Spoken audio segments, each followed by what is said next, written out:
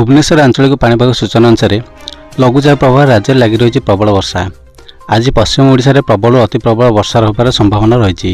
एने 7 जिला को जारी होईची ऑरेंज वार्निंग। नुआपड़ा, बलांगीर, बरगड़, संबलपुर, झारसुगुड़ा, देवगढ़ और सुंदरगढ़ जिला को जारी होईची ऑरेंज वार्निंग।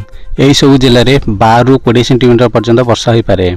सेपरे प्रबल वर्षा नहीं 9 जिला को येलो वार्निंग जारी करा जायछि।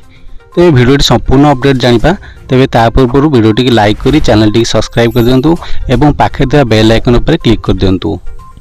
तेबे नवरंगपुर, कलाहांडी, रायगड़ा, कंधमाल, बौद्ध, सोनपुर, अनुगुल, केउझर और मयूरभंज जिला को येलो वार्निंग जारी करा जायछि। ए सब जिले में 7 ରୁ 11 सेंटीमीटर पर्यंत वर्षा हो पारे। आसंता वर्षार परिमाण सामान्य कमिबो। अधिकांश स्थान में सामान्य वर्षार संभावना थिबा बेले 1 ରୁ 2 स्थान में प्रबल वर्षा संभावना पाणीपाग विभाग पूर्वानुमान करछि। तेज भिडियो भल लगे लाइक और शेयर कर दियंतु।